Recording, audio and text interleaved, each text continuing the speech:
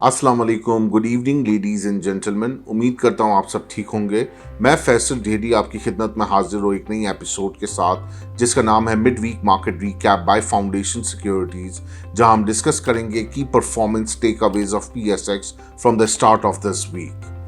अगर हम performance level पे निगाह डालें तो पीर वाले दिन KSE 100 index opens at 63,792 index point के साथ, और आज वेडनेसडे के दिन it manages in settle to close at 61,972 index point के साथ मजमूई तौर पर 1800 पॉइंट्स की गिरावट देखी है in the benchmark KSE 100 index over the last 3 working days. अगर हम लिक्विडिटी फैक्टर पर निगाह डालें तो पीर वाले दिन KSE 100 इंडेक्स में मजमूई तौर पर 162 मिलियन शेयर्स का काम देखा गया, फॉलोड बाय ट्यूसडे वाले दिन 233 मिलियन शेयर्स का काम देखा गया, और आज वेडनेसडे वाले दिन कदरन थोड़े लो वॉल्यूम्स नजर आए और 153 मिलियन शेयर्स का मजमूई तौर पे काम देखा in the benchmark KSE 100 index, down by 34% on day basis. Week it started off with the curiosity and the anxiety that how the things will come across over the few days remaining to the election, जो कि uncertainty जायज़ भी है politically, और law and order situation के ऊपर भी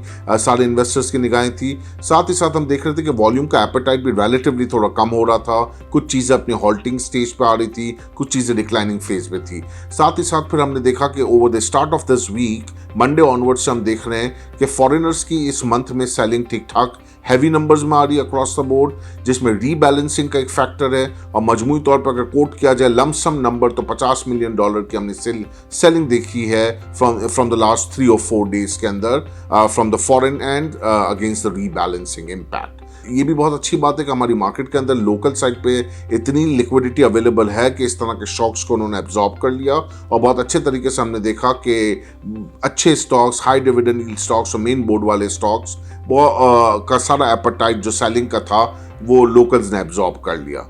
सो that's a good sign कि लिक्विडिटी एब्जॉर्ब हुई और हैंड्स मूव हुए from foreign end to the local end. साथ ही साथ तमाम निगाहें इन्वेस्टर्स की टूवर्ड्स 8 ऑफ फरवरी की तरफ हैं। इलेक्शंस ऑन कार्ड्स, देखना है कि किस तरफ झुकाव आता है, क्या रिएक्शंस आते हैं। साथ ही साथ हमने देखा कि PTI के बानी के जो अदालती फैसले थे वेल प्रिडिक्टेड, खैर, बट हैविंग सेड दिस कि एक केस में 10 साल की सज़ा और एक केस में 14 साल की सज़ा, तो खैर ये चैप्टर तो मोर और लेस उस एंड पे के वहाँ की डेवलपमेंट क्या है वो तो क्लोज होता है। साथ ही साथ इनके वोटर्स का ओपिनियन देखना है कि is there any kind of sympathy card और connectivity towards emotionally association towards a party, ये फैक्टर हमें इलेक्शन टर्न अराउंड में कितना नज़र आता है ये देखना है। और साथ ही साथ हमें अगला लाएअमल देखना है कि 8 फरवरी का नतीज क्या आता है, कौन अगला राज चलाता है अगले 5 साल के लिए, पाकिस्तान की बागडोर किसके हाथ में जाती है और मईशत का पहिया किस तरह चलता है। ये वो अहम सवालात हैं जो एक आम इंसान, एक आम इन्वेस्टर स्टॉक मार्केट के पर्सपेक्टिव से भी सोचता है। तो उसका बहुत जल्दी हमें आउटकम मिल जाएगा अगले 1-1.5 हफ्ते के अंदर, जिसमें हमें थोड़ी क्लैरिटी मिल जाएगी और डिसीजन मेकिंग करना आसान होगा। तो फ्रॉम द सेल्स एडवाइस, मेरा क्रूशियल एडवाइस यही होगा इस पॉइंट इन टाइम के ऊपर कि थोड़ा stay calm, relax till the election, clarity first comes in, और फिर हम डिसीजन मेकिंग कर सकते हैं इन्वेस्टमेंट साइड के ऊपर कि वह किस डायरेक्शन पे जाना है। अगर हमें थोड़ी सी और फर्दर क्लैरिटी मिल जाती है और इलेक्शन का आउटकम सामने हो जाते हैं तो फिर बहुत अच्छे अच्छे स्टॉक्स हैं कि जिनमें हम लॉन्ग टर्म वैल्यू चेन के लिए बिल्डअप कर सकते हैं, लाइक पाकिस्तान पेट्रोलियम हो गया, पाकिस्तान ऑयल फील्ड हो गया, कुछ बैंक्स के रिजल्ट्स बहुत अच्छे हैं उनमें रहा जा सकता है। साथ ही साथ ग्रोथ ओरिएंटेड स्टॉक्स में हम सीमेंट्स में प्ले कर सकते हैं, स्टील में प्ले कर सकते हैं। तो ये थोड़ा 1-1.5 हफ्ते का हमें गैप दे देना चाहिए मार्केट को, बाहर से बैठ के थोड़ा ऑब्जर्वेशन देखना चाहिए कि मार्केट का बिहेवियर किस तरह का है, वॉल्यूम्स किस तरह टर्न अराउंड होते हैं और कौन सा इंडेक्स लेवल अचीव होता है till before the election.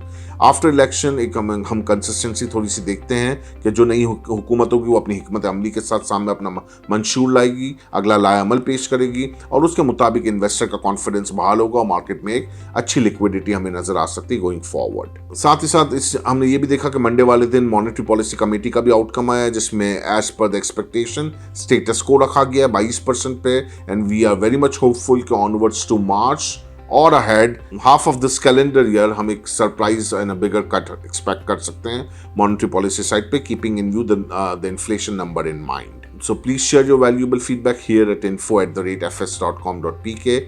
Your valuable feedback is very important to us. Till then, I Faisal Dhedi signing off. Take very good care of yourself and your investment too. Have a pleasant evening. Goodbye.